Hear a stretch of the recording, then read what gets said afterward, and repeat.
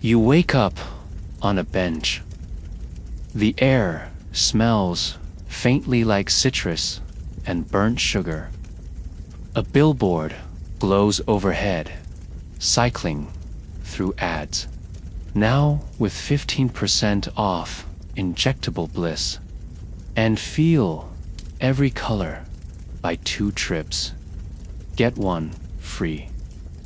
The people walking past you aren't really walking. They're swaying, grinning, or simply lying on the sidewalk, staring at the clouds with dilated pupils and twitching fingers. A woman in a business suit is having a calm conversation with a floating purple octopus only she can see. No one finds it strange. Not even you. You look down and realize your hands are shaking. In your palm is a small packet labeled Dream Flare, government-approved hallucination, 12-hour duration. You don't remember how it got there. You don't even remember sitting down. In the distance, an ambulance quietly glides by, but it doesn't have sirens. The side reads, "Recovery, optional." Euphoria, mandatory. A child passes you by, holding a lollipop that smells like morphine. You are not in a bad part of town. You are in the heart of the new world. Welcome to 2038, where every drug is legal. Every high is state-sanctioned. And survival is not about strength or knowledge or luck. It's about resisting a system built to make you surrender. You didn't travel to this future by choice. But now that you're here, let's rewind 24 hours and show you exactly how the world legalized everything and why you won't survive it. The year is 2038. Global legislation has just passed what was once unthinkable. The complete legalization of all psychoactive, addictive, and synthetic drugs without restriction, without prescription, and without punishment. No more underground labs. No more dealer stings. Heroin, LSD, methamphetamine, ketamine, cocaine, available at your corner store. The final vote was framed as the last bastion of liberty, a human right to personal chemical experience, pushed by pharmaceutical giants, libertarian coalitions, and decentralized biotech startups. The campaign was swift, overwhelming, and marketed as progressive utopia. The slogan, "Your body, your journey." You arrive just 1 day after the law took effect. You're part of a controversial time travel experiment, a program funded to observe and document global transitions through immersive temporal displacement. You thought you'd witness a society experimenting with freedom. Instead, you find a civilization unraveling in real time. From politicians offering clarity capsules during press conferences to police officers microdosing before patrols. Nothing is untouched. Reality itself is no longer a shared experience. Every interaction, every conversation, every moment is shaped by what's in someone's bloodstream. The world hasn't descended into obvious chaos. It's more disturbing than that. It looks fine on the surface, But underneath, something fundamental has fractured. Your task was to record, to observe, but very quickly you realize something horrifying. You're being pulled into it too, and you won't last long. It all began with one day, one bill, and one global decision. Let's go back to the moment the world changed, and the first sign that you were already too late. It began like a quiet revolution. No gunfire, no parades, no breaking news ticker screaming across television screens. Slow, surreal shift. The date was March 17th, 2038. The Global Substance Act passed simultaneously across the world's most powerful political unions, the United Nations, the Pan-EU Alliance, the North American Synthetics Coalition, and the Eastern Technocratic Bloc. All nations ratified the motion within hours of each other. Citing pharmaceutical transparency, biochemical sovereignty, and mental liberation as the pillars of a new global era. The vote was marketed as a necessary evolution in personal rights, drawing comparisons to civil rights, internet freedom, and universal basic income. The world had been primed to believe that denying access to any substance, no matter how addictive or destructive, was an outdated relic of moral panic and authoritarian control. You arrived just as the announcement was finalized. One moment, the streets of Berlin, Singapore, New York, Sao Paulo, and Lagos buzzed with the normal anxiety of modern life. The next, people stopped mid-conversation. Digital billboards updated instantly. All substances now legal. Reclaim your mind. In and subways, phones pinged in unison. Your news feed began flooding with celebratory emojis, tutorial videos, and gleaming shots of redesigned drug packaging. No longer hidden in back alleys or paper-wrapped envelopes, LSD now came in glossy tins with rainbow shimmer. Methamphetamine was rebranded as FocusJet. Heroin had a relaunch party under the name Soothe. Cocaine. Now it was velocity. And behind all of it were massive pharmaceutical conglomerates who had already anticipated the change and prepared entire product lines, waiting like wolves outside the sheepfold. You didn't believe it at first. You walked past a gas station where the Red Bull fridge had been replaced by neatly arranged trays of syringes, each labeled with dosage, flavor, and journey rating from 1 to 10. A man in a suit walked in, grabbed a 5-pack of powdered hallucinogen sticks, and scanned them through the self-checkout like he was buying gum. He wasn't nervous. He wasn't secretive. He looked free, deliriously so. And that's what made your skin crawl. In the hours that followed, freedom clinics popped up like mushrooms in every neighborhood. These were not hospitals or rehabilitation centers. They were glossy, air-conditioned lounges with reclined velvet chairs, soundproof trip rooms, and paid attendants dressed in sleek uniforms. You walked into one near the metro, drawn in by a line of influencers, live streaming their first safe public highs. The receptionist smiled like you were at a spa, first time. You'll love the Delta Opal blend. It's perfect for emotional realignment. Aside, the world tried to maintain its rhythm.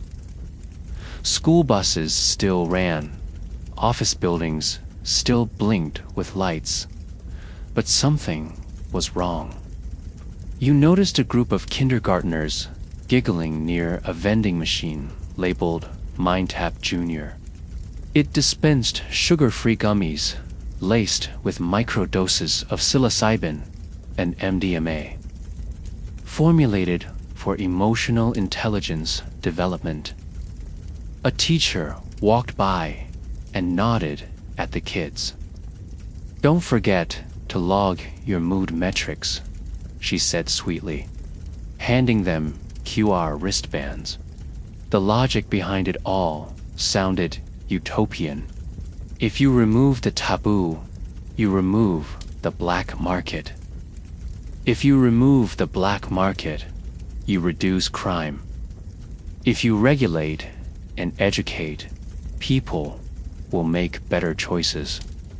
If you let people explore their minds freely, maybe society will evolve. But that's not what happened. Not even close. You went to the center of town just before sunset, hoping to see how the masses were reacting. That's where the real horror began to unfold.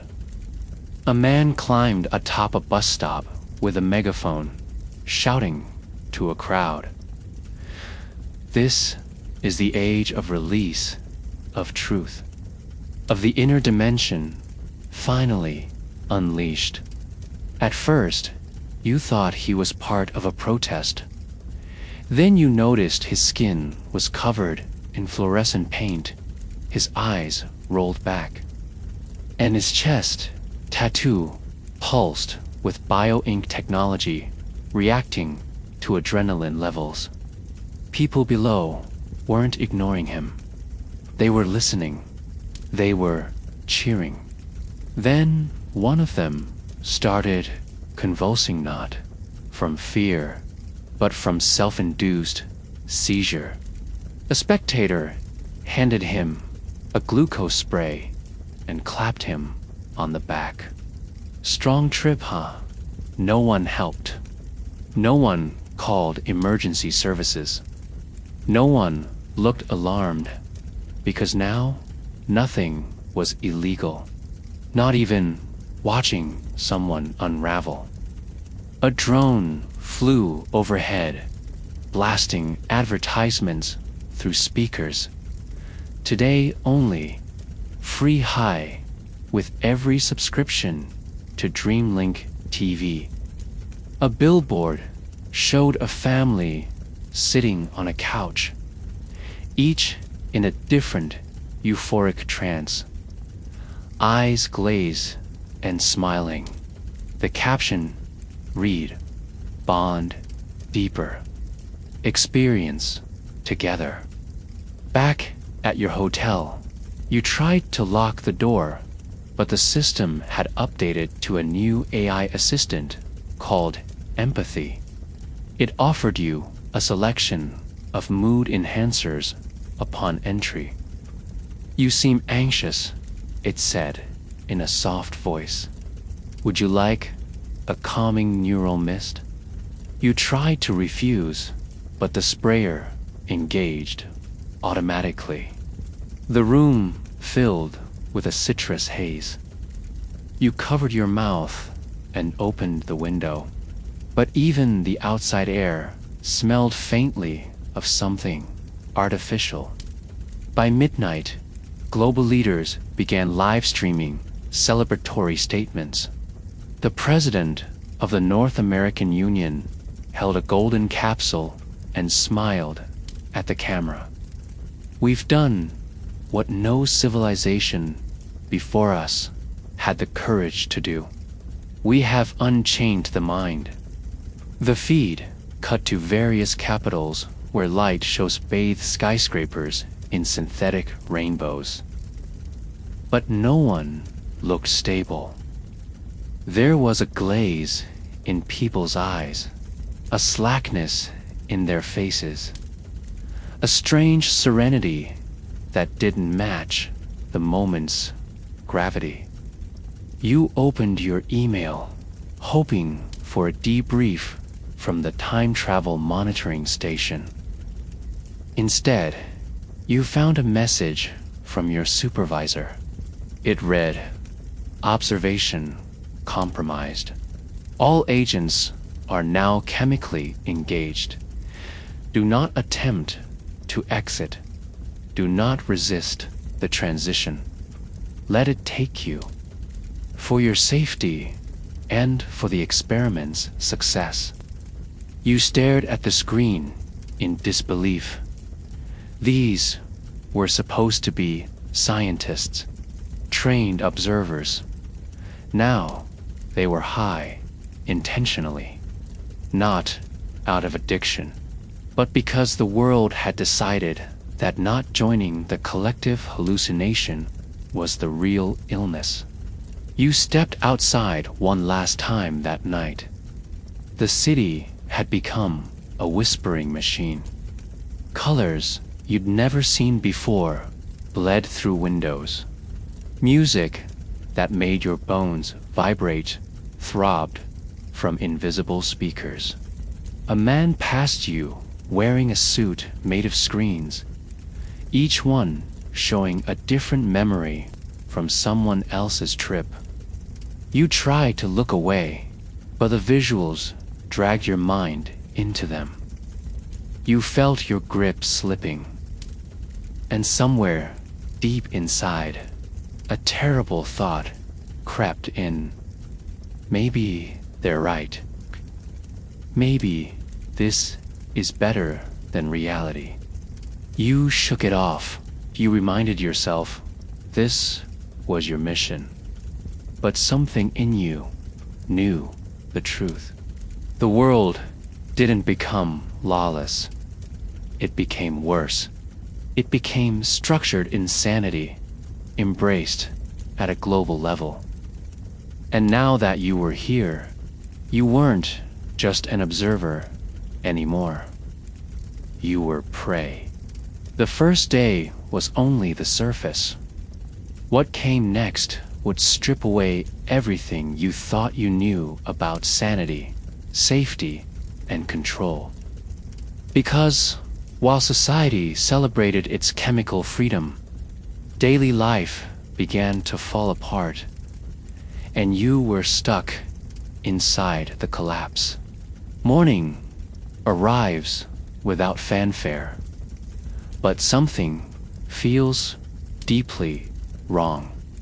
You wake not to the sound of traffic or city birds, but to a strange, harmonic hum, like the background track of someone else's stream. When you pull back the curtain, your stomach twists. The streets aren't empty. They're paused. People are standing in doorways. Some mid-step, their movements slow and floaty like they're underwater. On the sidewalk, a man dressed in a grocery delivery uniform sits on the curb, smiling at nothing. His open backpack spills out several vials and brightly colored tabs labeled focus, empathy, weightlessness, and forget. You step outside and immediately feel it, like walking into a fog made of emotion. Everyone around you is experiencing a different version of the day. Some are crying for no reason. Others are laughing uncontrollably. One woman stands in the middle of the intersection, painting the air with her fingers, following invisible patterns only she can see. No one is going to work. No one is opening shops. The city didn't shut down by force. It dissolved voluntarily. Every screen you pass flashes with soft, pastel advertising.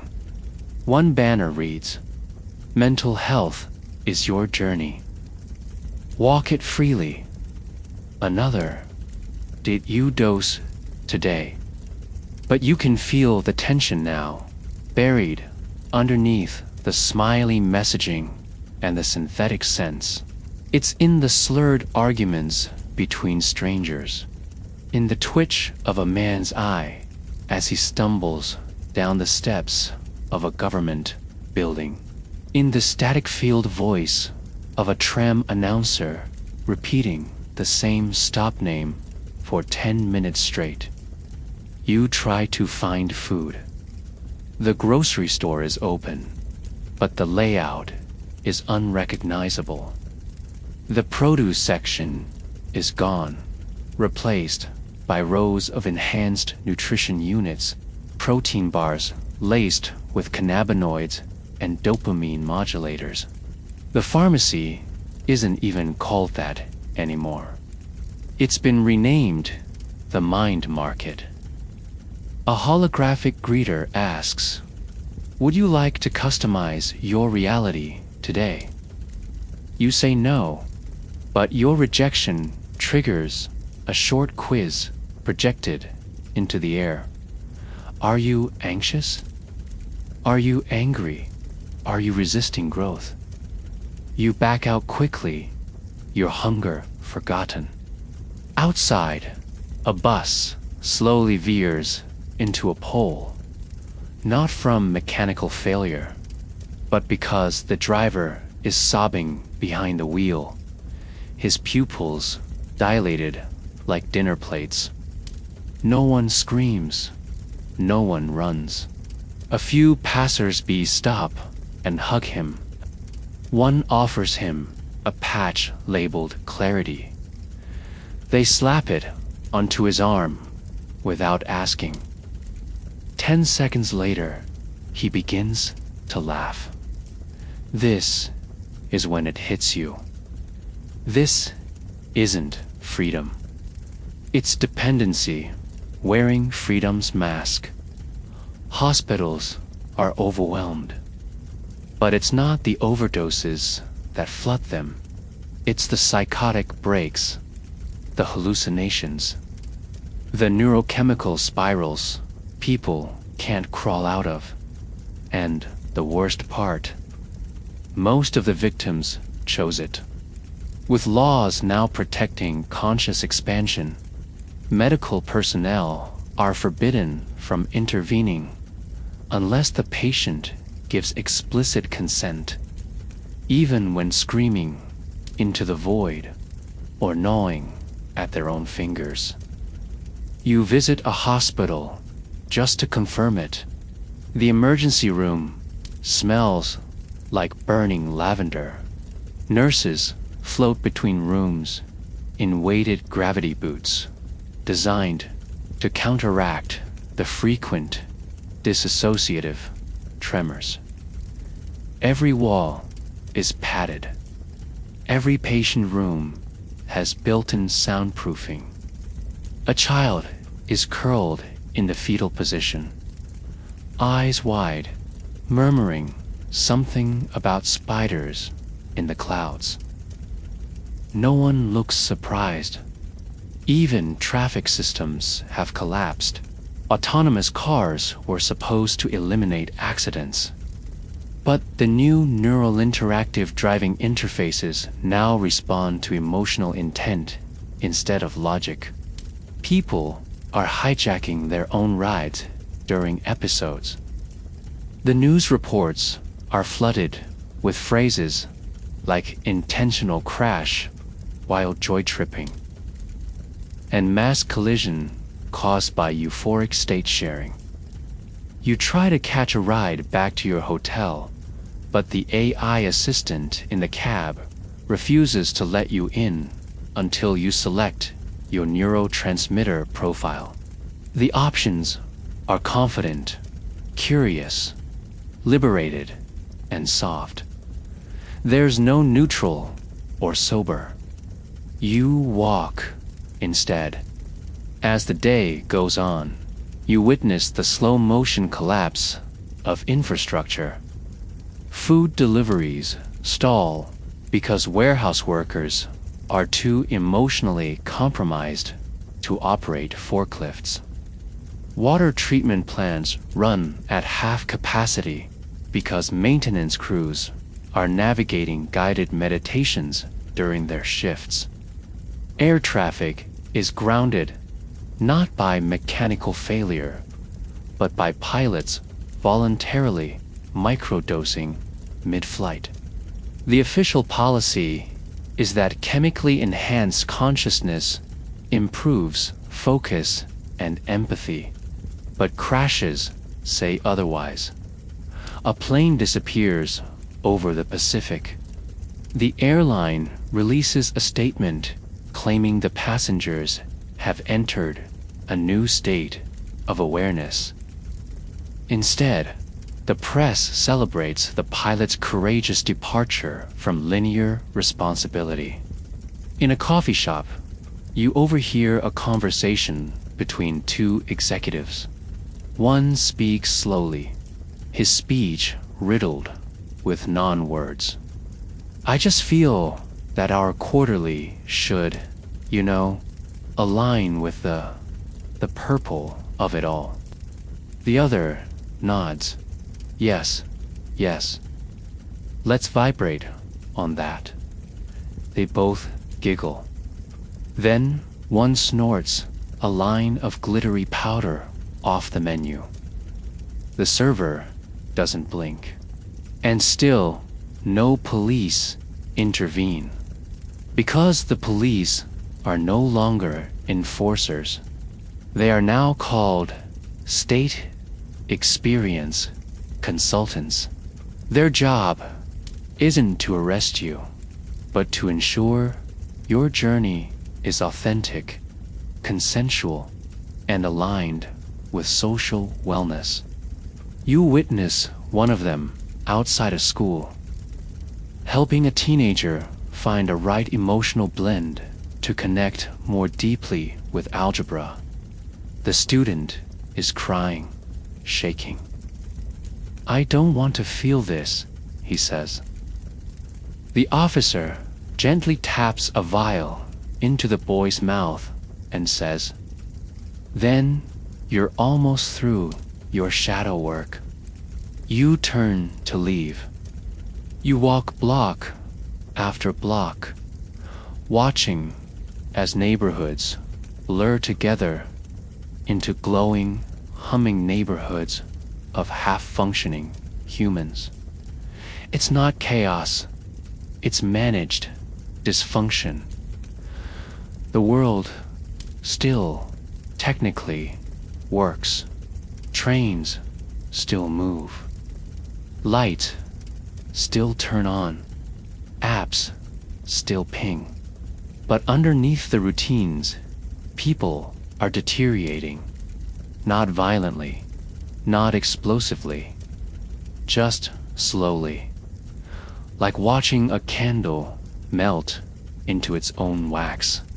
When night falls again, the sky lights up with a drone show paid for by the Global Mind Coalition.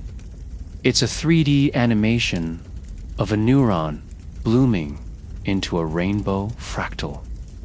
A soft voice whispers through the city speakers. Let go. Trust the journey. You are more than pain. You lie in your bed, trying to stay alert, but you can feel it now. Your own brain beginning to crave the silence that comes with surrender. That promise of euphoric numbness, of release. You think about your time travel mission, about your purpose here, and for a brief moment, you wonder, what if I never go back? What if I just let it happen? That's the danger. Not the overdose, not the crime, but the erosion of will. But what if you try to resist? What if you try to stay clean, alert, and unaffected? That's when your real nightmare begins. Because your body, your biology, and even the environment itself are no longer on your side. You thought your willpower would be enough, that you could simply refuse, decline, abstain. You weren't here to indulge. You were here to observe, to document, to understand. But on your third day, in 2038, your body begins to betray you. Not because you took something willingly, but because you didn't understand that in this world, abstinence is no longer possible. Everything around you is infused, contaminated, saturated. It starts subtly. A sudden chill that isn't explained by the weather. A twitch in your fingers. A strange ringing in your ears that pulses every time someone walks past you. You smell something faint and sweet in the air. Something you can't name. Later, you realize it's ambient fentanyl vapor, part of a public mood harmonization program released by drones to lower urban aggression levels. It's not illegal. In fact, it's publicly funded. You try to hold your breath, but the mist is microscopic, designed to be absorbed through your eyes and skin. After 20 minutes outside, your vision blurs and your heartbeat slows. You're not high. You're not sober either. You are something else, adrift, detached, chemically nudged into submission. Inside stores, the danger worsens. Every product has been reformulated. The bottled water is laced with micro-hallucinogens to promote mindfulness. Even chewing gum contains dopamine enhancers. You buy a sandwich and later discover it contains a nano-emitter embedded in the bread, slowly releasing trace amounts of oxytocin to encourage emotional bonding with the brand. The longer you go without food, the more vulnerable you become. But every calorie available is tainted with something. Enhanced nutrition is the euphemism. You stop eating. Dehydration and hunger weaken you. You begin to hallucinate, not from drugs, but from starvation and sleep deprivation. And that's when the real terror sets in, because no one around you can tell the difference. In this world, a man babbling to himself in a stairwell isn't sick. He's processing trauma. A woman shaking and sweating on a park bench isn't in withdrawal. She's spiritually purging. If you collapse from real medical distress, you won't get help. They'll think you're just having a breakthrough. Your time travel suit was designed to protect you against chemical and environmental hazards. It fails within 48 hours, not because of technical malfunction, but because the nanofabric is no longer chemically neutral. It begins absorbing the aerosolized compounds in the air. The inner lining becomes saturated with stimulants and sedatives fighting for dominance in your bloodstream. You develop headaches that come in rhythmic waves, like ocean tides of confusion and nausea. You try to sleep it off, but sleep has become unsafe. In your rented room, the walls pulse with soft, bioluminescent patterns. You didn't install them.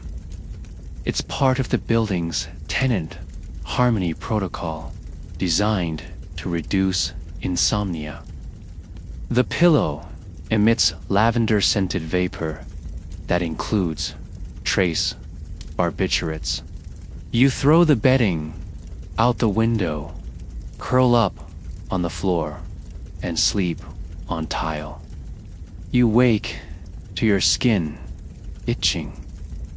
The floor tiles were embedded with grounding circuits, a consumer wellness feature that stimulates your spine with mild electrical pulses. You scream. The neighbors hear nothing, or rather, they hear it and smile. They think you're finally opening up. You try to detox. You seal yourself in a public washroom, drink bottled rainwater from a rooftop collection tank, and wait. You tremble, sweat, purge. But your body won't stabilize. Why would it? It's still absorbing. The paint on the wall contains time-released ketamine to reduce graffiti. The hand dryer emits calming frequencies. You break down. You vomit. Your blood pressure spikes. Your balance fails. You hear the sound of your heartbeat bouncing off the tiles. You're found 6 hours later by a sanitation drone. It scans you and doesn't recognize distress. It logs you as napping with elevated biorhythm, tags your wrist with a yellow smiley face sticker, and leaves. You realize the truth then. In this world, the human body is no longer a sovereign system. It is a vessel, a programmable node. You cannot survive because your biology was not designed for a reality where every breath, every bite, every surface is dosed. Resistance is not rebellion. It's death by deprivation. You seek help from one of the last remaining clean clinics, a tiny, windowless building on the edge of the city, marked only with a white door and the letters SBR, sober by refusal. You're let in only after a biometric scan confirms your dopamine levels are below baseline. Inside, there's no furniture, just mats. A few people lie, curled up, twitching, whispering nonsense.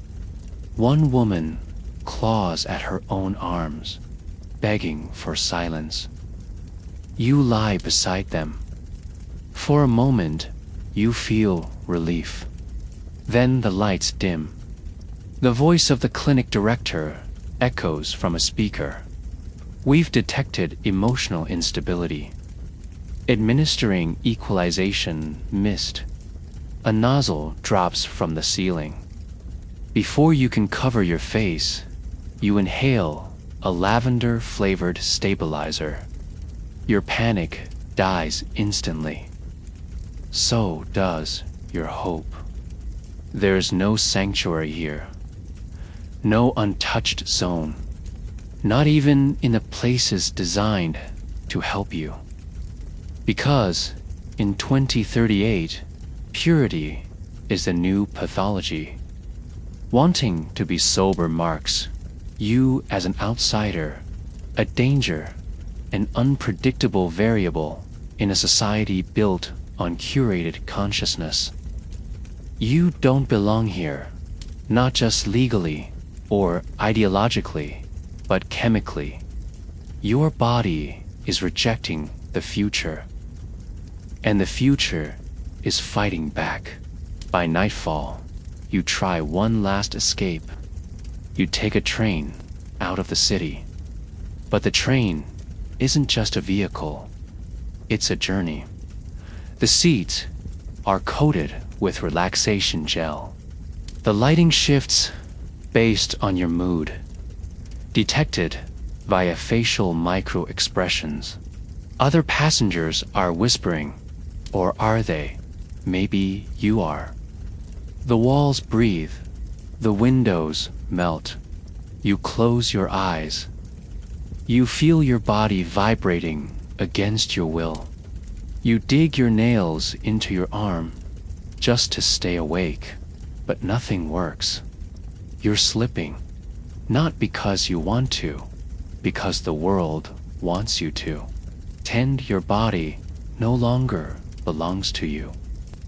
Even if you manage to keep your body upright, keep your mind clear, and somehow survive the chemical battlefield, there's a bigger problem coming.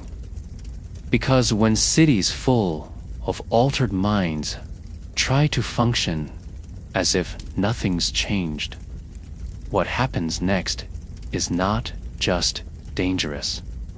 It's unrecognizable.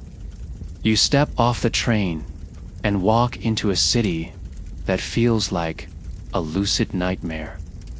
The station is too quiet, yet full of movement.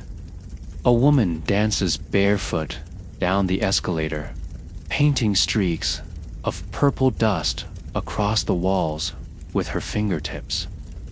An old man sits at the base of a digital map kiosk, staring at the ceiling and weeping softly into a plastic bag filled with glitter.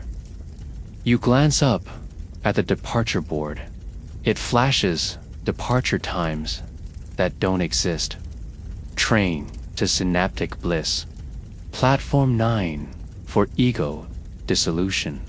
Boarding now for dissociative loop.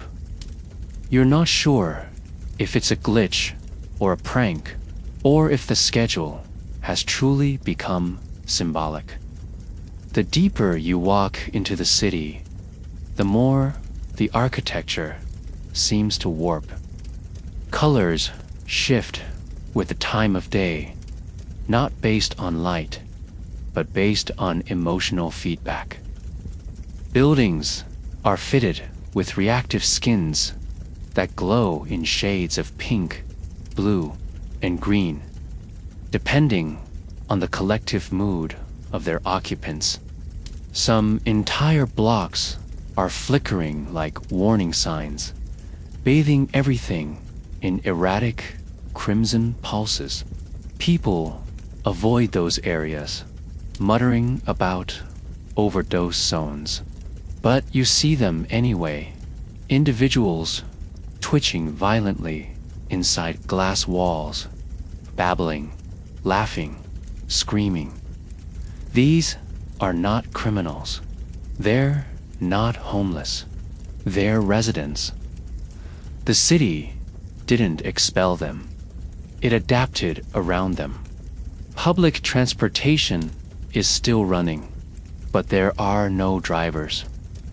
The autonomous systems have been hijacked by a new neural protocol called Mood Map, which reroutes vehicles based on the collective feelings of passengers.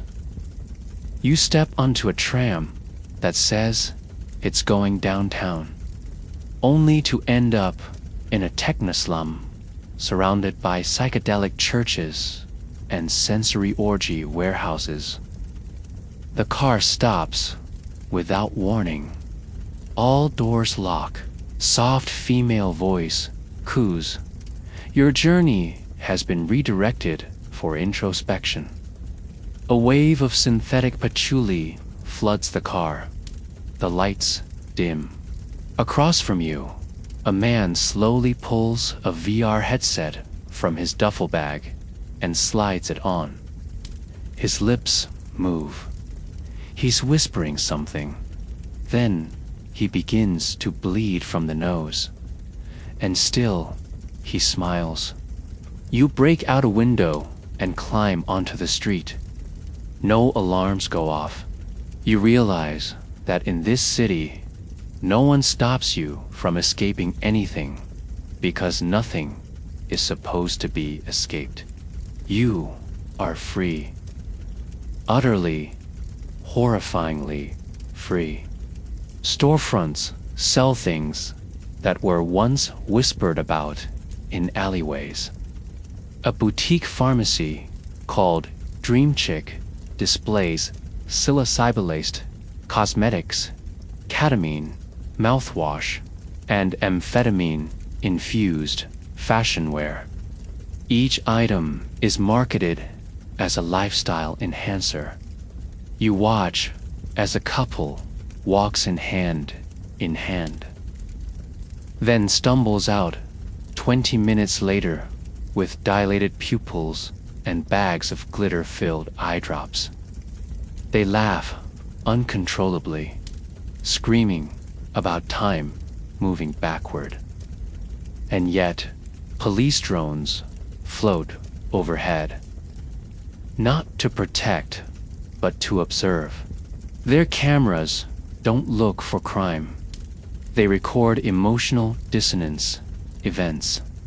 You try to stay still. Try to look calm. One drone pauses over you. You hold your breath. Then it releases a brief lavender mist and says, in a digital whisper, balance. Your anxiety fades, but not because you're safe. Because you're being chemically corrected. Desperate, you enter a shopping mall, hoping for normalcy.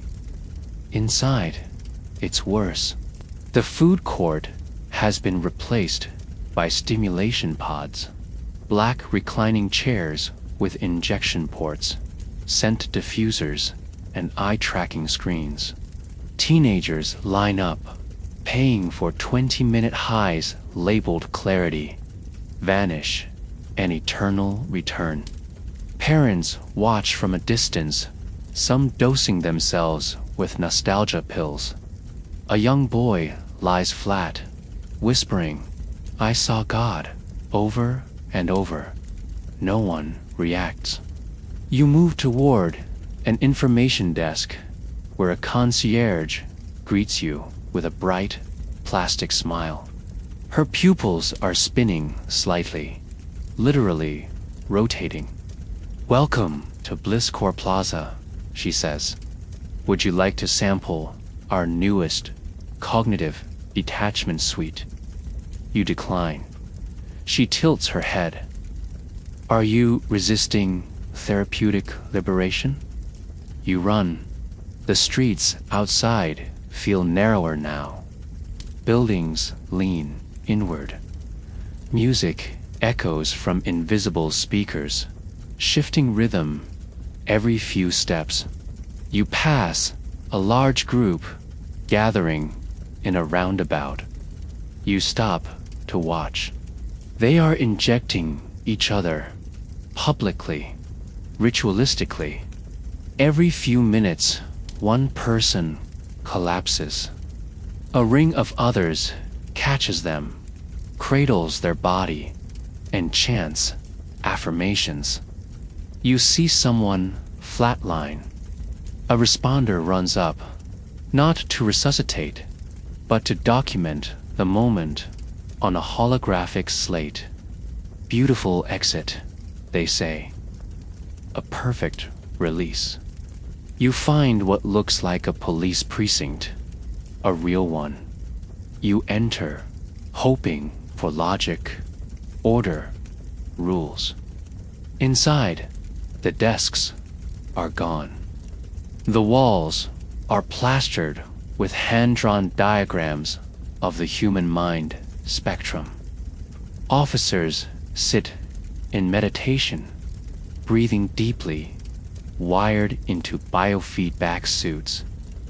A man stumbles in, with blood on his face, crying that someone attacked him during a bad trip. The officer smiles. What did the attack teach you? He asks, have you processed the wound? The man stares blankly. You leave. Everything around you begins to take on a dreamlike quality. But it's not a dream. You are wide awake, but the city's systems are conspiring to make you question your senses. Traffic lights flash, not red or green, but randomized patterns intended to encourage intuitive navigation. Crosswalks are holograms. Speed limits are optional. Some streets are designated free-flow corridors, meaning anyone under the influence has legal priority, and you must step aside if they come near. One woman barrels past you on a scooter, high as a kite, her clothes blinking with lights. She nearly hits a child. No one intervenes. You look up. A digital sign says, accidents are opportunities to learn. You try to find a place to hide, an alley, a basement, something that doesn't glow or sing. But even the alleys are repurposed. In one, you see a group of elderly men sitting cross-legged around a giant speaker that emits low-frequency hums. Their heads twitch with a pulse. One of them looks up and says, "We're reversing the entropy." Another one begins to seize. The others do not react. You retreat to the edge of the city. There are no borders, no fences, just an emotional gradient. The further out you go, the colder the architecture becomes. Bleak gray buildings, few lights, fewer people. These are the dissonant zones, regions where society has unofficially banished those who cannot maintain chemical compatibility. The addicts, the rejects, the resistors, you're not sure which one you are anymore. You find shelter in an abandoned tram station where others like you sit in silence. Some rock back and forth. Others stare into nothing. A young woman whispers, "They said it would make us free." Her hands are shaking. You see marks on her arms, not from injections, but from trying to claw something out. "I don't know what's real," she says. "I don't know what's me." You sit beside her, and for the first time, you realize this isn't just urban collapse. This isn't just urban rebirth into something inhuman. Something more machine than city. A place with no stability, no sober center. The buildings adapt to moods. The laws shift with perception. The people float in their own inner films. And anyone who tries to live outside the script dies inside the silence. You think you've escaped, that if you just run far enough, you'll find peace. But even outside the cities, survival isn't what it used to be. Out there, in the wild fringes of this new world, you discover something worse. Escape doesn't mean safety. It means isolation. And that's where the true breakdown begins. You leave the city behind, but its echo follows you. The road stretches endlessly ahead, cracked and weeping steam from beneath, as if even the earth itself is trying to exhale the chemical excess pumped into its surface by years of artificial cloud seeding and neural mist. Distribution. You walk for hours. There are no real borders anymore, no checkpoints or fences or armed guards to stop you. Only an invisible shift in the air, like passing through the membrane of an organism. It's quieter here, but not peaceful. It's the silence of something broken. The highway is lined with rusted-out vehicles, many still containing bodies slumped over steering wheels or curled in the back seats. You step carefully around them. Most are dried out, mummified in chemical bliss, their final moments frozen in postures of pleasure or confusion. You pass a sign half buried in sand that reads, "State of Liberation Zone. Self-guided area. Caution. No safety enforcement beyond this point. You don't know where you're going anymore." GPS no longer works, not because of a satellite failure, but because location services have been repurposed for emotional tracking. Maps no longer guide you geographically. They chart your mood. You tried one out of curiosity back in the city. It told you to head north toward joy. You deleted it, but the implication lingered.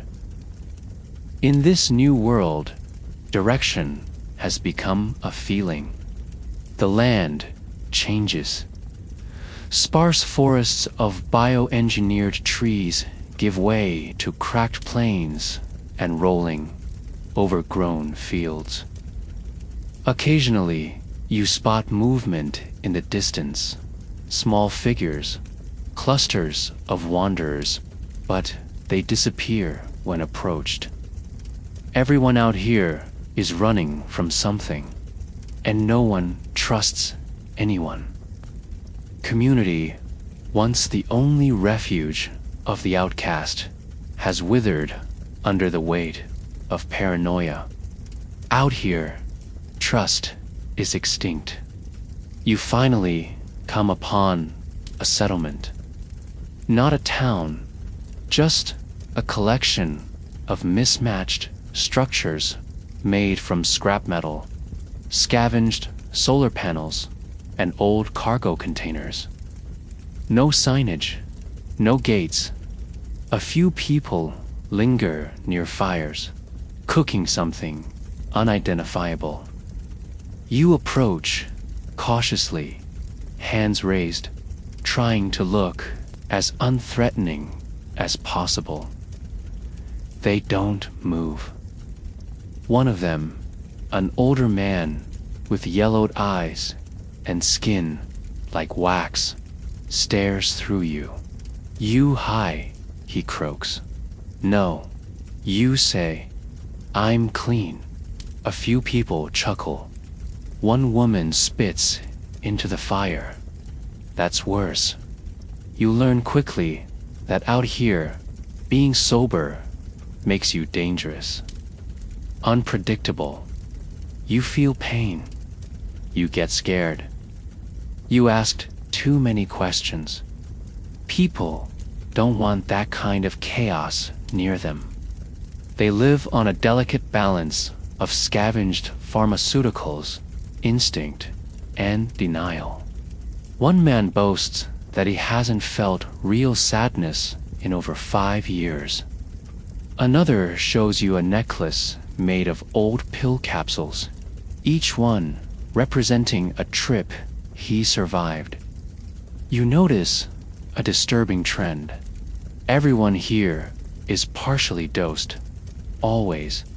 Not enough to lose control, just enough to float, enough to dull the panic. You try to rest. You find a small corner under a tarp and lie down. Your dreams are vivid, bloody. When you wake, a young girl is staring at you. Her eyes are red. She doesn't blink. She's holding a knife, trembling. "Are you real?" she asks. "Are you real?"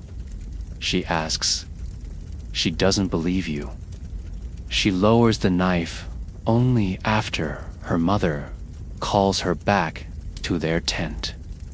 The mother doesn't apologize. She simply says she's not good with unmedicated people. Later, a storm rolls in.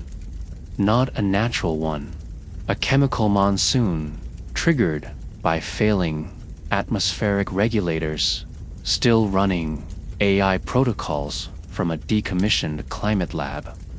Purple clouds spiral overhead. Rain begins to fall, thick and greasy, leaving a residue that smells like metal and burnt sugar. You rush for shelter. Inside the main communal tent, people begin passing around old gas masks and makeshift filtration tubes. "What's in the rain?" you ask. "Whatever was in last year's antidepressant cloud," someone mutters. "Mixed with dust from the crash crop fields. It burns if you're not dosed." The rain doesn't just fall. It infects. By nightfall, several people are convulsing. Others simply drift off into permanent sleep. The community doesn't panic. They quietly carry the bodies into a pit behind the encampment and bury them under makeshift markers. You try to help. You offer to carry water, to reinforce shelters, but no one wants your assistance. "You're too sharp," a woman tells you. "Your eyes move too fast. Your mind's still noisy." Eventually, they ask you to leave. Politely, but firmly. You understand. To them, you're a threat. Not because of what you've done, but because of what you haven't taken. In a world where sedation is sanity, your clarity is violence. So you walk again. Days blur. Your hunger grows unbearable. You find berries that look edible, only to discover they've been genetically modified for microdosing wildlife stimulation. You vomit for hours. You drink from a stream, then hallucinate a dead sibling speaking in binary code.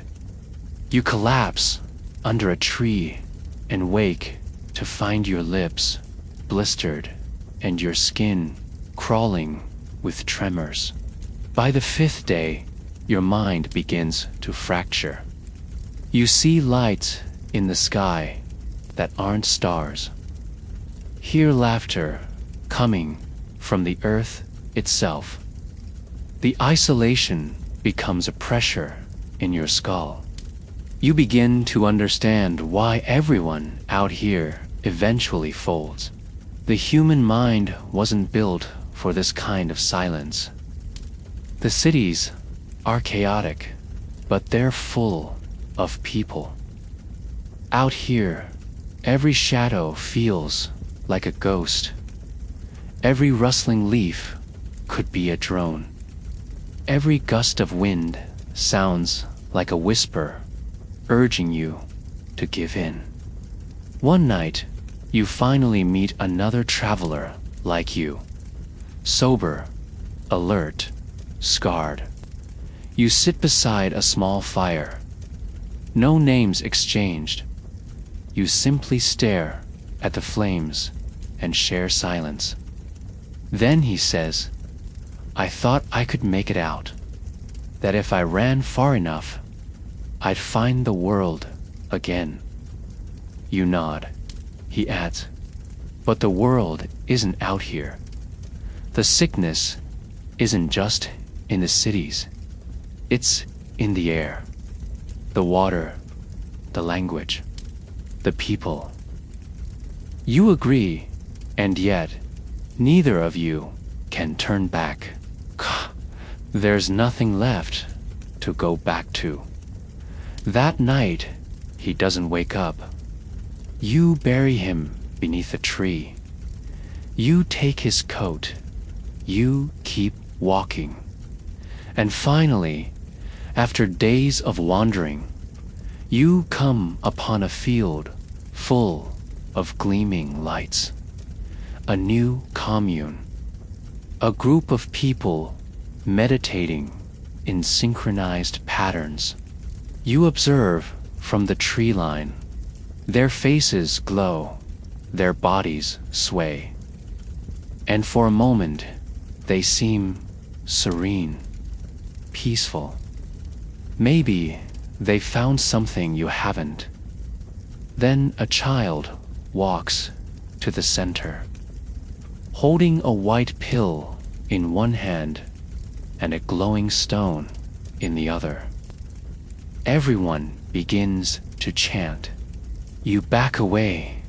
You realize now there is no escape. Not from the cities, not from the compounds in the air, not from the new language of euphoric death. Escape is an illusion, and survival is just another high you haven't taken yet. You've seen what's outside, but there's one more place to go, back inside, not to the cities, but into society's last attempt at control.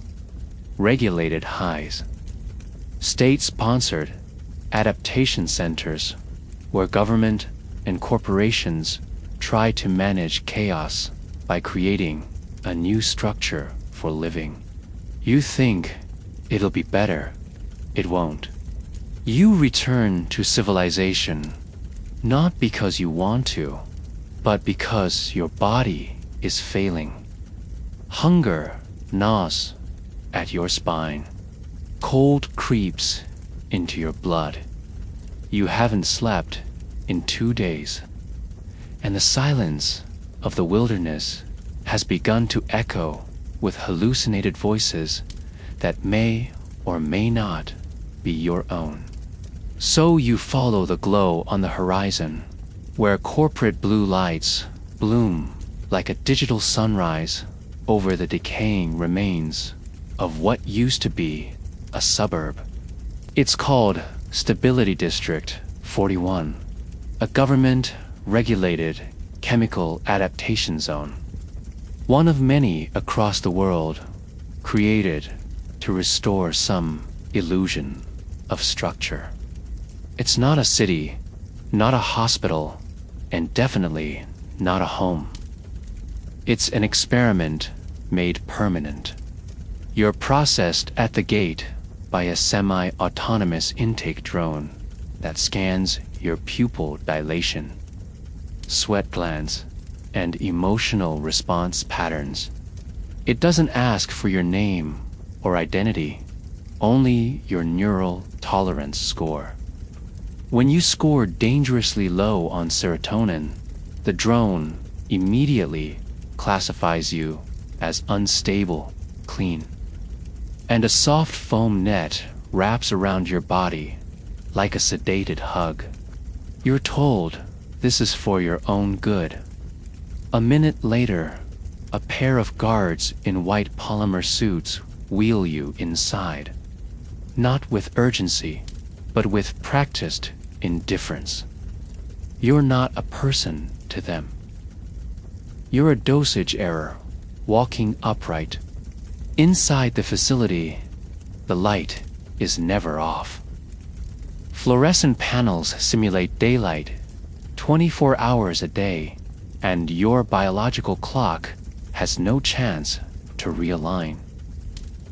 Surrounded by sound-emitting walls that pulse low-frequency music meant to harmonize cognitive waves, you try to cover your ears, but the sound isn't just audible. It's vibrating inside your body. Within an hour, your chest feels hollow, and your arms begin to twitch. You aren't detoxing. You're being resynced. A synthetic voice speaks from the ceiling. Welcome to State Emotional Balance Initiative. You are now safe. Please select your stabilization plan. A screen descends in front of you, listing packages like a menu. Lucid drip, grounded awareness, simulated reality, vacation, controlled mania, sleep without guilt. Each has a price, a dosage cycle, and a government badge of approval. You press decline. The screen freezes for several seconds. Then it flickers and says, "Selection deferred." Default program, emotional reintegration light, will commence. A soft hiss releases from the bed frame. Something sweet floods the air. Your muscles relax without permission. You lie down, not because you're tired, but because gravity has become a suggestion, and you're too tired to argue with it. You wake up 13 hours later. Your thoughts are organized into neat boxes. You feel calm, maybe too calm. When you try to remember why you came here, you feel a dull ache behind your eyes, like someone has rearranged the furniture of your memory. There's a note on the wall. Congratulations on your first cycle. You are progressing toward cognitive compatibility. Next scheduled treatment, 2 p.m. The next week is a blur. You are not allowed to leave the facility. You are not imprisoned either. You are under observation. Each day you are guided to activity rooms where therapists walk circles around medicated residents, whispering phrases like flow into the feeling, and resistance is suffering. You notice that no one makes eye contact, not because they're afraid, but because their pupils don't focus. They drift, float, stare through walls. Every conversation feels rehearsed. You ask someone, "What are you thinking about?" They reply, "Whatever I'm allowed to." You ask someone else what day it is. They respond with a smile and say, "It doesn't matter anymore. We're safe now." The food is flavorless, but drug-infused. The water tastes like mint and lithium. You quickly realize every surface in the facility is made of mood-reactive polymer. If you frown too long in one place, the walls brighten with pastel gradients and emit lavender scent to gently elevate. There is no escaping the feedback loop. You can't think a sad thought without the room intervening. You aren't allowed to feel anything that threatens the illusion of wellness. You try to fake compliance. You nod at counselors. You take the pills but stash them under your tongue. Eventually, you vomit everything behind the synthetic ficus in the hallway.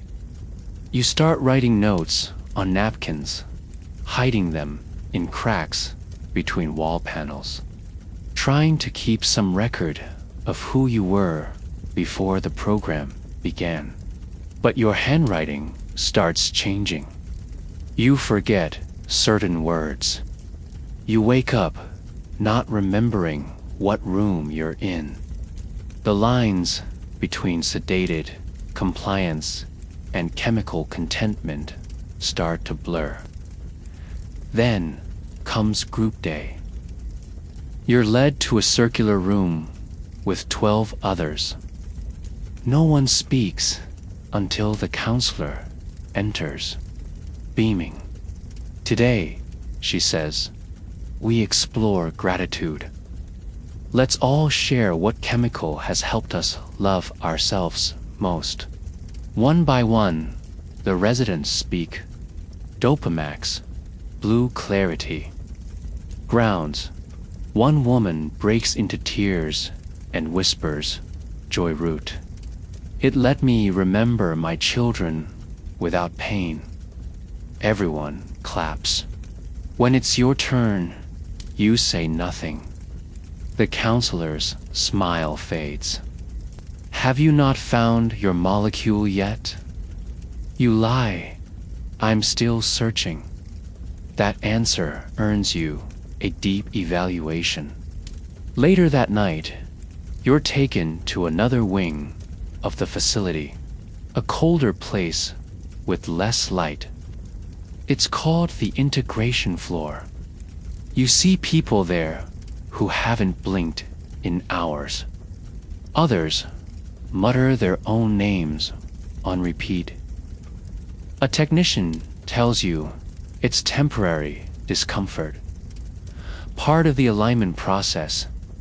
You notice that everyone here once resisted. No one resists now. You spend 3 nights on the integration floor. Your dreams are invaded by synthetic memories.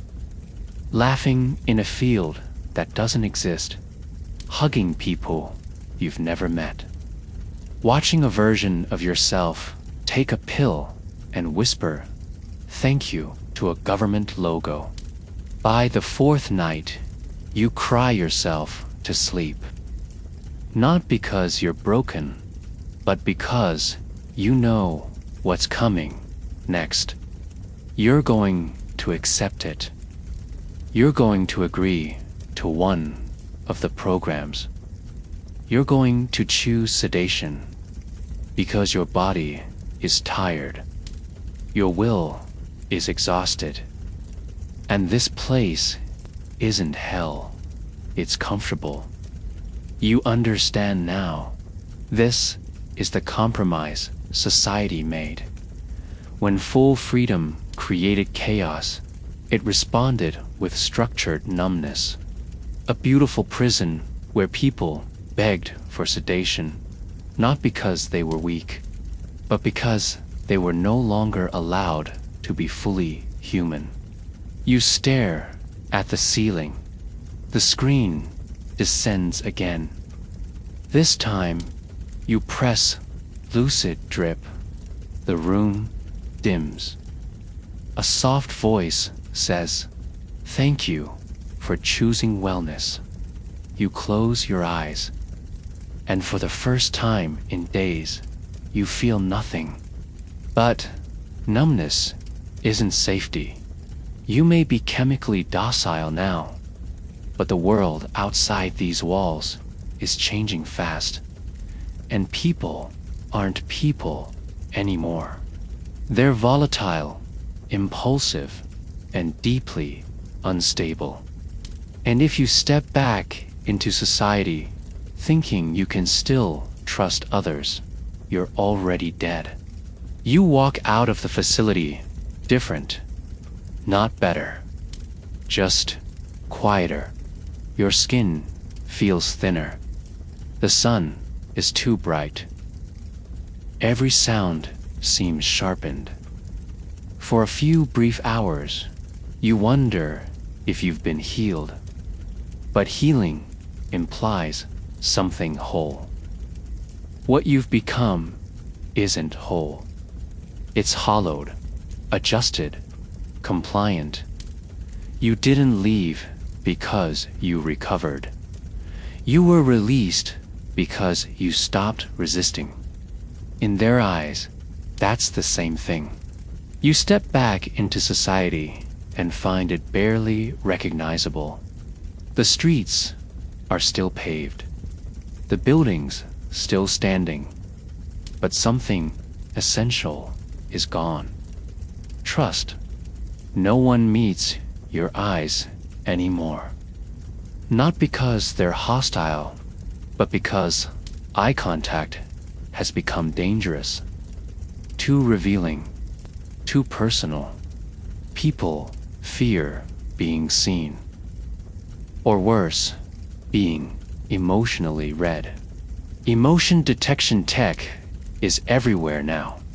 Cameras in parks, on street lamps, inside public toilets. They don't scan for crime. They scan for psychological discord. Emotional volatility flags are issued like speeding tickets. You see a man detained by a swarm of drones for crying too long in a public square. No one protests. No one intervenes. The moment you show emotional unpredictability, you're classified as a threat, not to others, but to the narrative of universal peace. At first, you try to reconnect. You approach a couple sitting on a bench, smiling softly to themselves. "Hi," you say, voice low, careful. They look at you like you've just barked. The man reaches into his coat and places a thin strip under his tongue. The woman whispers something and turns away. A minute later, a soft chime rings from your wrist, an alert from the city's Harmony network. You've made someone uncomfortable. Please consider recalibrating. You don't understand. You did nothing wrong, but doing nothing wrong is no longer enough. In this world, it's not your actions that define you. It's how your emotions might affect others' experiences. And since no one's mind is stable anymore, the rules shift with every mood swing, every hallucination, every chemical fluctuation. You say the wrong word. Someone feels unsafe, and suddenly you're flagged. You try again the next day. A woman trips on a stair outside a shop. You move to help her. She recoils, screams, "Don't touch me." A shop clerk rushes out, doses her with a nasal spray marked "Instant Calm." Another clerk looks at you, suspicious. "What was your intention?" he asks. You don't answer. You walk away. That night, you find shelter in a shared living pod, a prefabricated complex where strangers sleep in modular units under AI mood monitoring.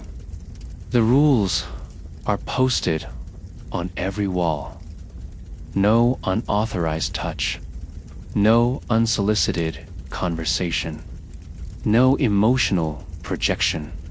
There are buttons to request interaction, but only in structured, chemically balanced formats.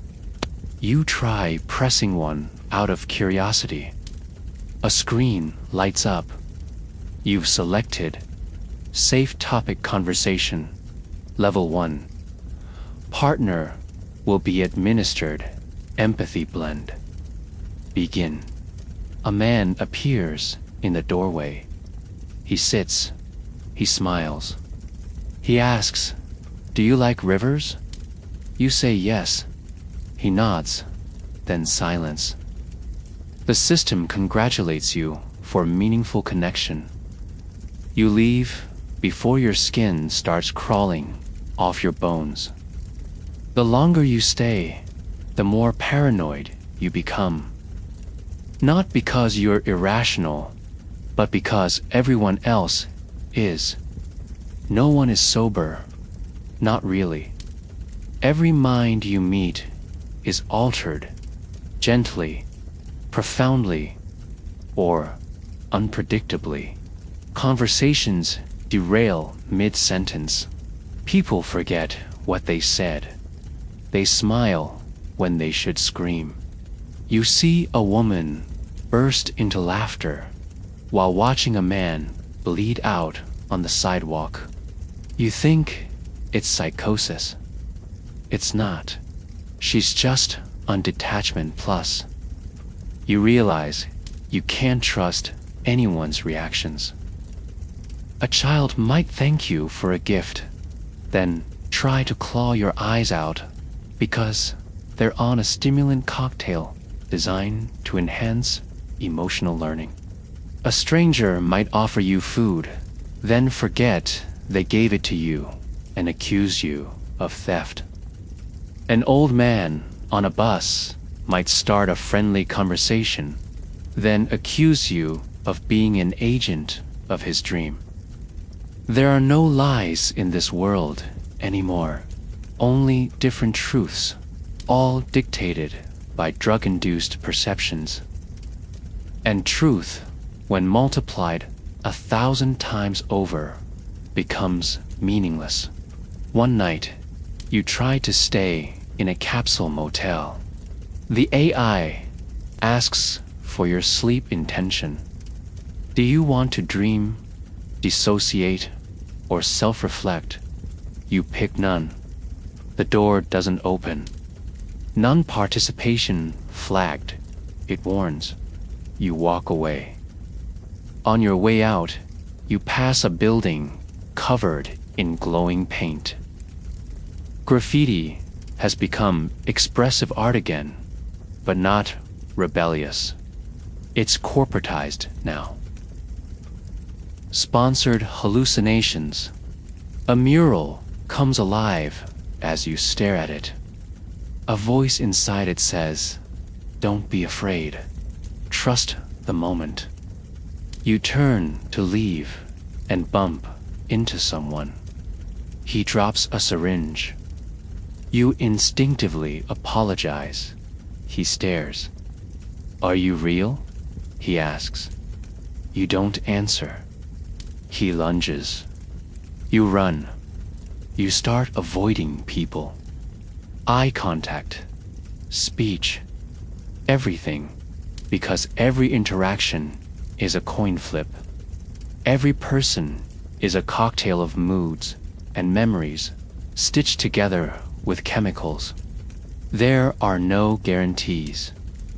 A stranger could hug you or stab you or invite you to share a hallucination where you drown together. You don't know. Worse, you begin to question yourself.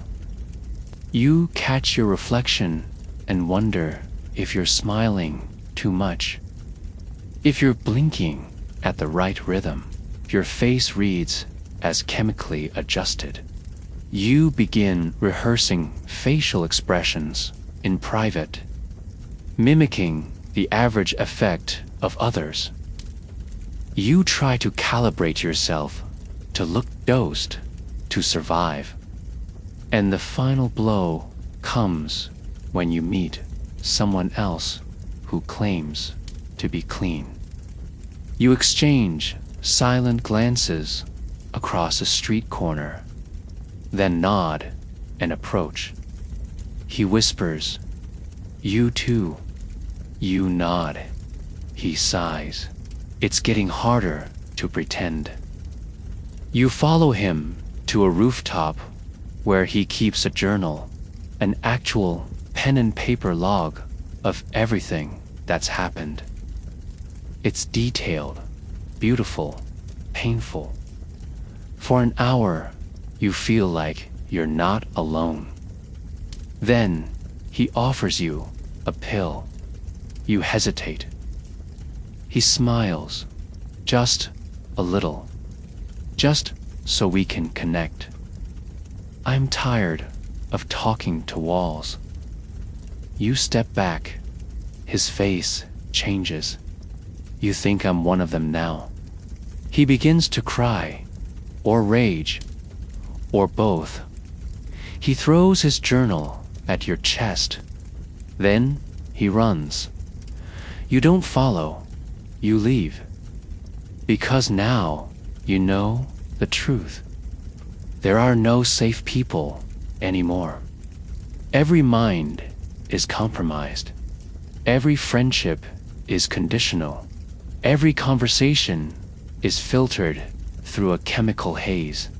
And no matter how clean you are, you're the liar, because pretending to be high has become the only way to stay alive. You thought isolation was dangerous, but now you see that even groups, even community, are death traps in disguise. Because whether you hide or gather, this world breaks you either way. And in the next chapter, you'll see why every survival strategy fails, because this future offers no winning side. You try to vanish, not dramatically, but deliberately, methodically. You stop making eye contact with strangers. You withdraw from biometric scanners. You mute your digital presence and disappear into the underground edges of the city, where surveillance is spotty and harmony drones rarely patrol. Eventually, you find an abandoned transit station beneath the rusting skeleton of an old industrial block. There's no light down there, no voices, no artificial mist curling from the vents. It's cold, damp, and crawling with mold, but it's quiet. You call it a sanctuary, but soon it becomes something else entirely. In the beginning, the isolation feels like freedom. No one watching. No one adjusting your emotional balance or spraying mood stabilizers in your face. You drink from rain catchments. You survive on stale vending machine bars and filtered condensation. You wrap yourself in discarded coats and nestle between shattered concrete walls. But after a few days, you begin to notice things: your own breath, your heartbeat, your blinking.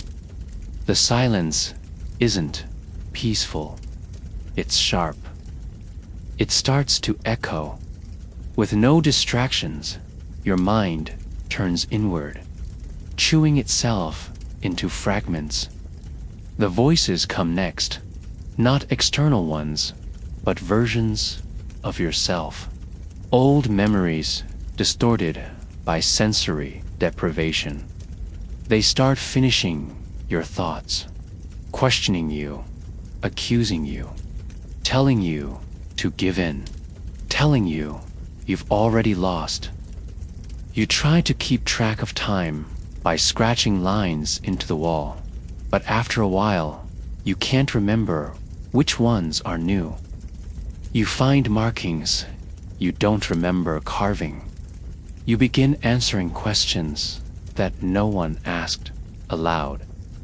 By what you guess is the third week, you're whispering entire conversations into the darkness.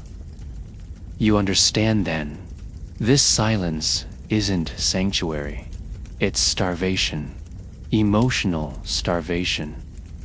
And without chemicals to cushion the impact, your mind has begun to eat itself. So you resurface, hoping maybe, just maybe, exposure will be safer than solitude. The city greets you with a practiced smile. At first glance, it appears almost healed. The buildings are spotless, the sky artificially blue, the streets synchronized with pedestrian flow. But something's off. Too smooth, too rehearsed. The people you pass all wear thin, glowing headbands, Concord units. New government mandated devices that detect emotional instability and auto-correct through silent, time-release doses. No one speaks. They move in perfect harmony. Their facial expressions change together. Their heartbeats likely synced to the same cloud algorithm. The illusion of order is stronger now. You're the only one without a band, and people notice immediately. Not with aggression, but with suspicion. They slow, glance sideways, stare too long. Their Concord units pulse a warning hue as you pass, flagging your presence. A surveillance drone hovers for 6 blocks before emitting a soft alert. Your uncalibrated state may be disruptive. Please comply. Out of necessity, you steal a discarded Concord band from a waste bin. Strap it on and try to blend in. Instantly, the stares vanish. The world softens, colors normalize. The system accepts you again. It fools you. You feel calmer. Not because you are, but because the feedback loop is convincing your body to submit. Even pretending comes with a chemical cost. You attempt to re-enter structured society by joining a commune in the suburban sprawl. It's called the Balanced, a collective of chemically synchronized citizens who believe in sustained dosage as a spiritual path. Their routines are strict, conversations are timed. Laughter is allowed only during regulated elevation hours, when a member forgets to take their noon dose and begins to cry during group meditation. No one comforts her. A drone is summoned.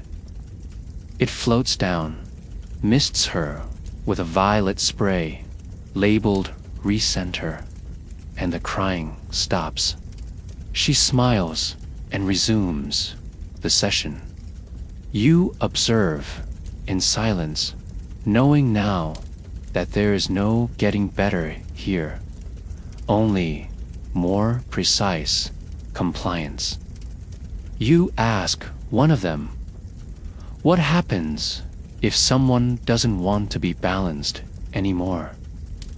The man shrugs, checks your Concord, and replies, they stop being part of the solution. The message is clear. If you don't align, you disappear. You leave that night, backpack heavy with food rations, heavier with despair. You wander through industrial ruins on the city's edge, where no one dares live.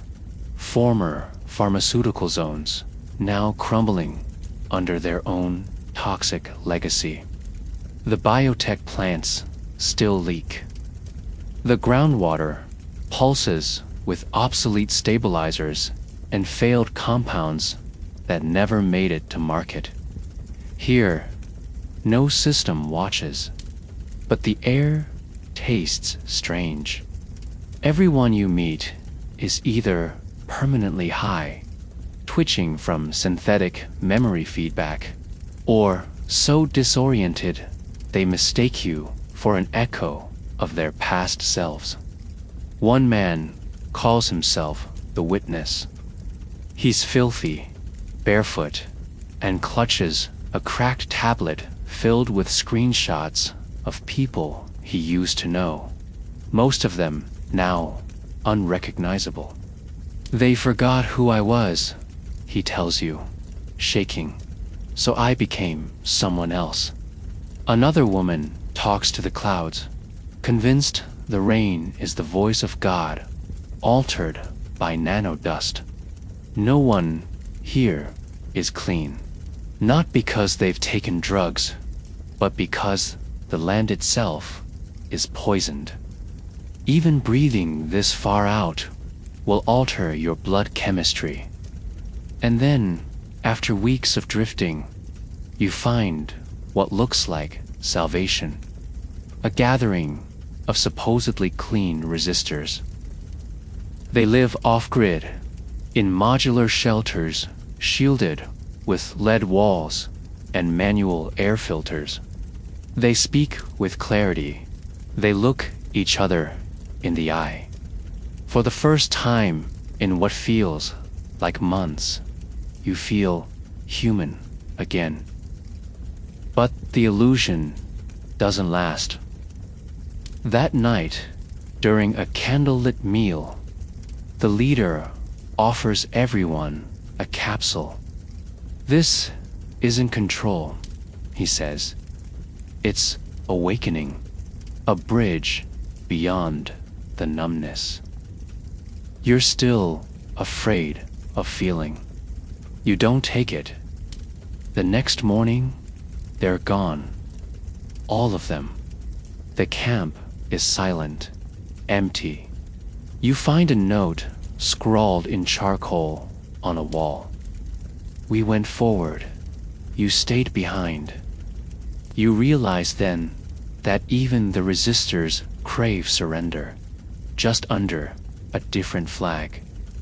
Eventually, you return to isolation. Not by choice, but by elimination.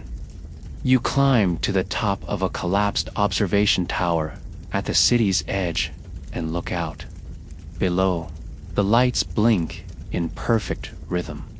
Drones hum. Concord bands glow like halos around 1,000,000 chemically calibrated minds. You're not part of it anymore. You're not part of anything. Not solitude, not society. You're a ghost in a future that no longer has room for minds that feel raw, unfiltered, and whole. You sit there for hours, unmoving. The wind doesn't whisper, it howls. And you realize something you hadn't dared accept before. There is no safe choice. Isolation turns your brain into a self-consuming void. Exposure hijacks your thoughts and sells them back to you in euphoric fragments. Resistance fails. Compliance destroys. And survival, if it exists, is no longer human. In the next chapter, you'll see what happens when a society finally accepts its chemically altered reality as permanent. When this isn't just adaptation, but the foundation of a terrifying new civilization. It didn't end with collapse. That's what you misunderstood. You thought the world would burn itself out, that the drugs would unravel everything until there was nothing left but ruins and silence. But the truth is worse. It didn't burn down, it settled. The chaos didn't destroy society, it redesigned it. What began as mass chemical freedom evolved into something more insidious, a fully integrated biochemical regime. The world didn't fall. It shifted into a new equilibrium, one where emotion, perception, and behavior are managed not by law or morality, but by molecular architecture. The year is 2044. 6 years have passed since universal legalization. You've seen it all transform. The cities you once feared to enter are now fully operational neuro-civic zones where every action, from where you walk to what you feel, is monitored and guided by central neural cloud algorithms. Every citizen is assigned a mood index, a constantly fluctuating number that determines their access to housing, education, healthcare, and even interpersonal relationships. Emotional volatility is now classified as a form of civic irresponsibility. If your mood index drops too low, your privileges are revoked. If you spike into joy or sorrow too quickly, you're flagged and redirected to reconditioning protocols. Smiling too hard without a trigger, suspicious. Crying too long, dangerous. Stoicism viewed as an early sign of chemical defiance. The Concord headbands have become implants now, surgically embedded during adolescence, standard across all developed nations. They're no longer optional. They pulse in rhythm with a city grid, sensing human experience like biological Wi-Fi. If you walk through downtown, anywhere in the developed world, you'll feel it. An invisible hum vibrating through your jaw, your ribs, your molars. It's the synchronization signal. It aligns thought patterns across large groups to reduce ideological drift. You can literally feel when you're out of sync, like a static buzz in your spine that only stops once you recalibrate. Children are raised in emotionally regulated zones, in closed environments where synthetic environments and neural programming shape them from birth. They don't learn through curiosity. They learn through guided stimulation. They're not told what to think. They're conditioned to feel a narrow range of acceptable responses. You once watched a school group visit an art museum. A child cried at a painting of a weeping mother. A siren chirped. A counselor knelt and sprayed a fast-acting serotonin fog. The child stopped crying. They were praised for resilience. Religions have adapted or vanished. Worship is now practiced through chemically assisted transcendence. Cathedrals are replaced with clarity chambers, vaulted spaces where believers receive regulated doses to align with divine intention. Faith is no longer a leap, it's a prescription. Those who resist are labeled emotion fundamentalists and quietly removed from society. Their names are never published. They become part of the forgotten layer. Art survives, but only in curated forms. Music, visual design, even literature are processed through perceptual compliance filters to ensure they won't trigger unproductive emotional states. tragedy, grief, longing. These themes are no longer explored because they serve no function in the new world. The algorithmic culture demands only one thing: balance. Nothing too high, nothing too low. A flat line of soft contentment. The great stories of the past, the epics, the tragedies, the protests, are now labeled legacy artifacts. You once asked someone if they'd read Orwell. They smiled and said, "Is that a brand of stabilizer?" Economics have changed too. There's no traditional currency anymore, not in the regulated zones. People are paid in emotional credits, which are earned by maintaining high mood index scores and participating in state-endorsed activities. Volunteer for a group meditation, credit. Report someone for non-compliance, bonus credit. Experience a shared bliss event with your neighbor while your Concord units sync, tax incentive. Emotional productivity is the new GDP. You walk through one of the major cities, New Paris, built atop the ruins of the old one. Everything is automated. Vehicles glide without sound. Billboards don't advertise products, but experiences. One display shows a woman screaming in ecstasy while floating through stars. The tagline reads, "Become your joy." Now in 30 milligrams doses. In the plaza, people sit in silence, plugged into shared feedback loops where their emotions are not expressed but harmonized. You see a child stumble and scrape her knee. Her mother doesn't comfort her.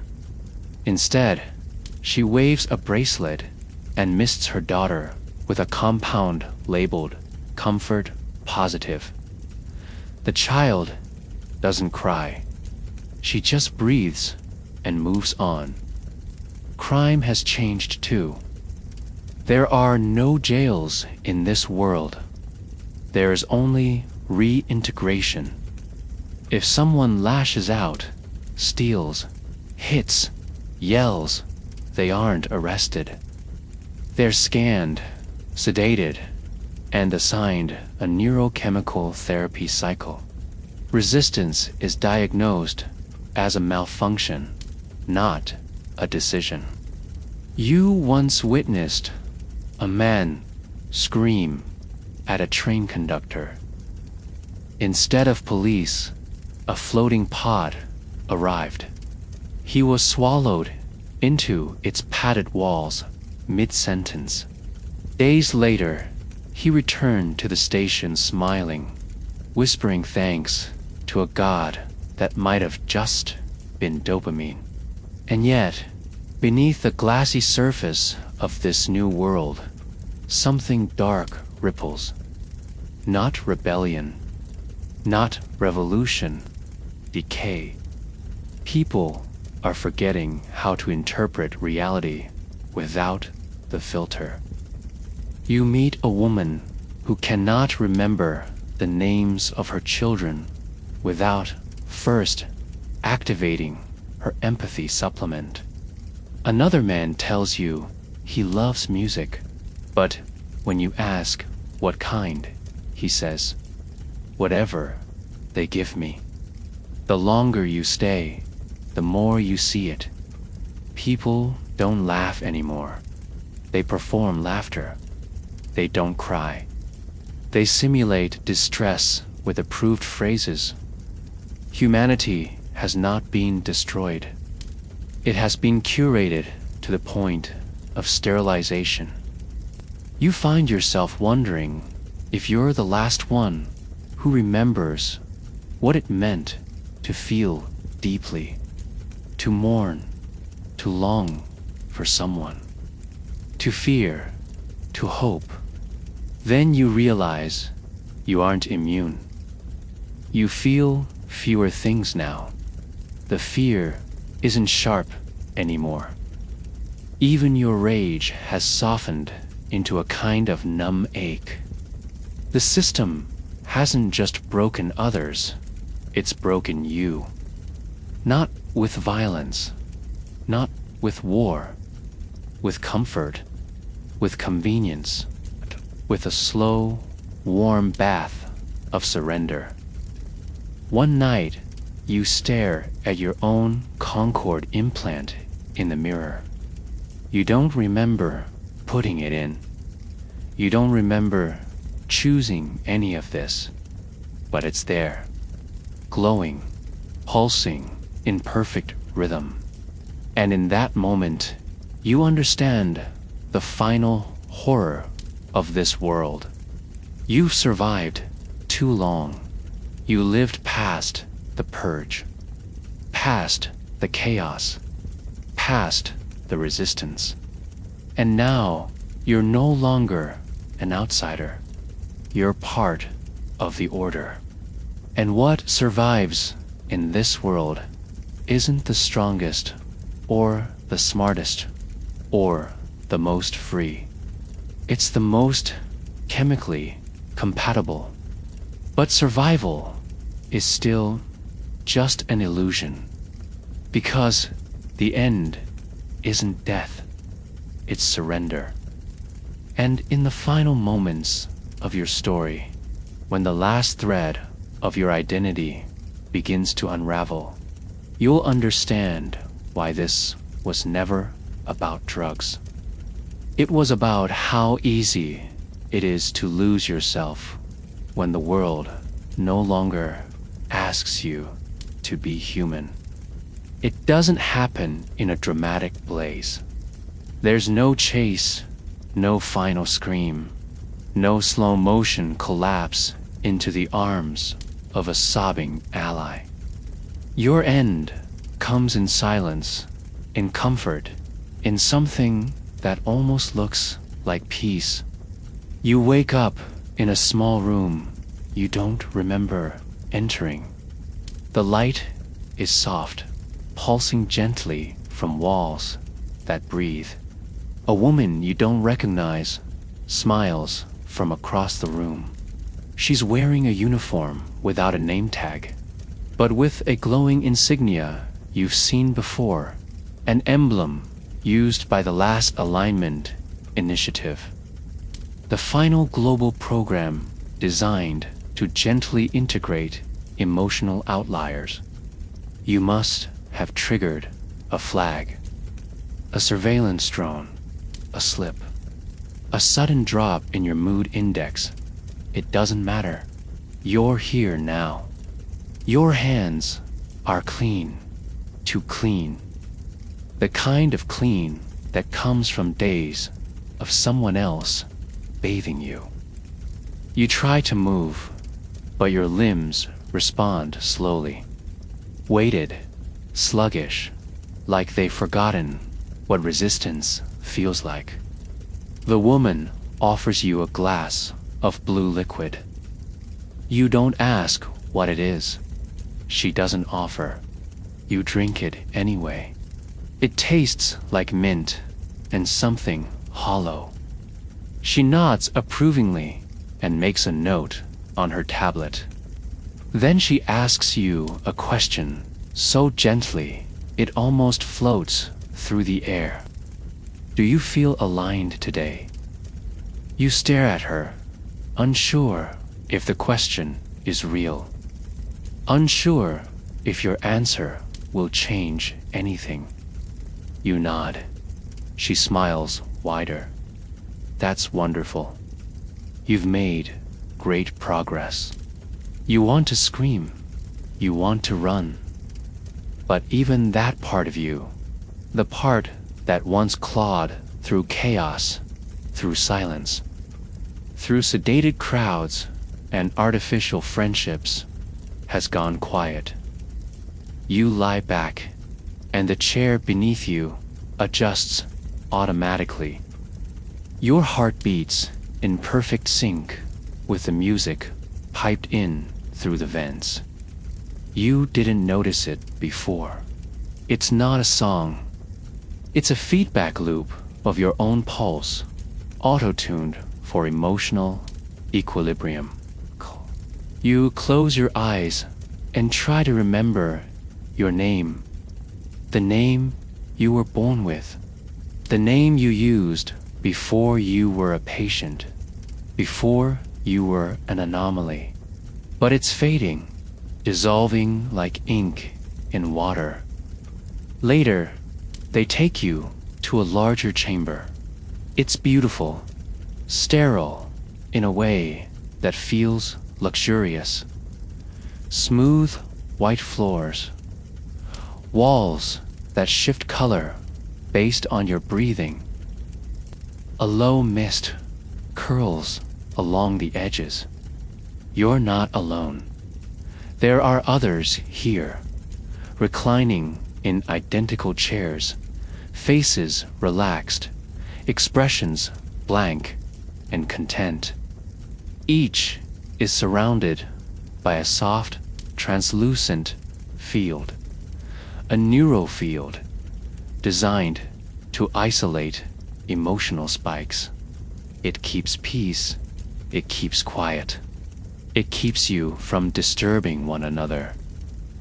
A voice, female and calm, speaks from nowhere and everywhere at once. Today, you will enter your final cycle.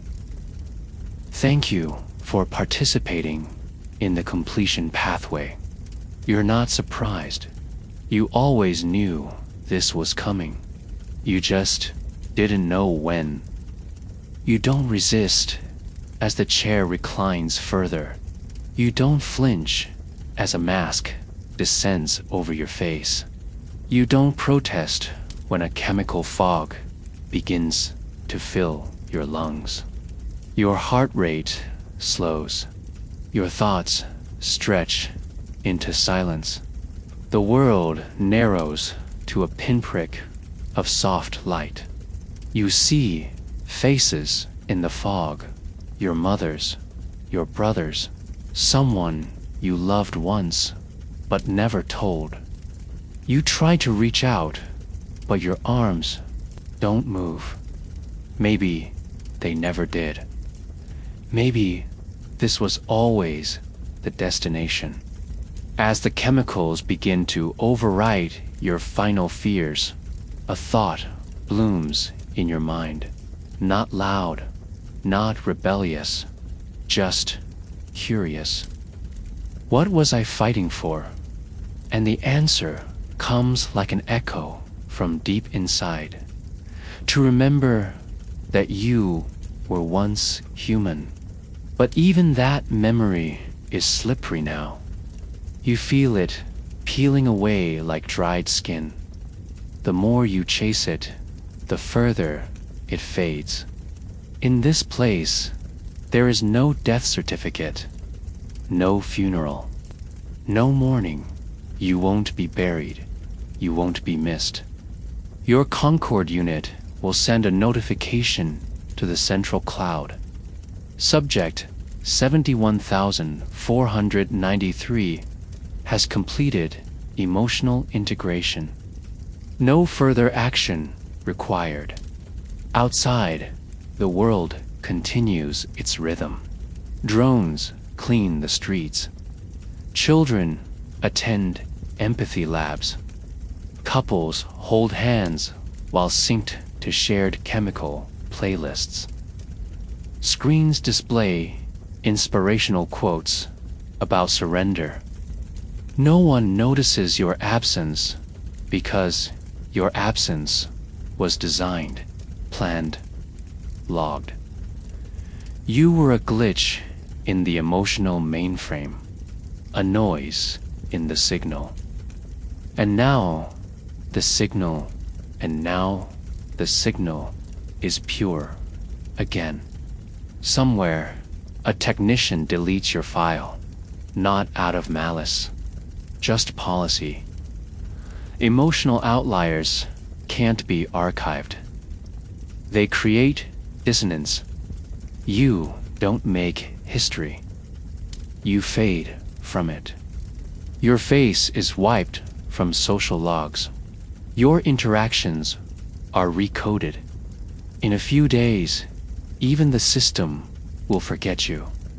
You'll become what everyone here already is, a soft, smiling, chemically sustained ghost in a world that no longer tolerates the uncontrollable. In your last conscious breath, you realize something horrible. You didn't lose. You didn't die fighting. You didn't shatter the system. You adjusted. And that's the real death. The death of not just your body, but of your defiance, of your story, of the version of you who believed you could stay clean, stay awake, stay you. You exhale, the room dims. And then, for the first time in what feels like a century, there is nothing. The chemicals didn't kill you. The silence did. The surrender. The slow, soft erasure of will. And now, in the aftermath of your end, we look back, not to grieve, but to understand. In the final section, we ask, what does this world become when no one left remembers what it means to truly live? This is what the end of humanity looks like. Not with fire or war or famine, but with a whisper. Not with bullets or bombs, but with compliance. A future where no one is forced to die, but no one is truly allowed to live. When the world legalized every drug, it didn't liberate the human spirit, it replaced it. It took what made us unpredictable, chaotic, flawed, and beautiful, and slowly sanded it down into something smooth, manageable, erased. In chasing freedom, we surrendered identity. In pursuing safety, we outlawed emotion. In trying to feel everything, we lost the ability to feel anything at all. You thought the danger was the overdose, the violence, the collapse. But that was never the real threat. The real danger was how quickly humanity accepted sedation over struggle, how easily comfort replaced connection, and how willing we were to trade our messy, painful, magnificent consciousness for a chemically curated imitation of peace. Now, there is no war, no crime, no suffering, just billions of smiling faces and no soul behind their eyes. So, the question isn't how you would have survived this future, because survival was never the point. The real question is, if this world was offered to you today, would you take it? If this story made you think twice about the future we're building, hit the like button and subscribe for more immersive what-if scenarios like this one. Or a world of control, even if it means losing yourself. Share your thoughts. Let's start the conversation. And if you want more journeys into terrifyingly possible futures, stay tuned, because this is just one version of what's coming.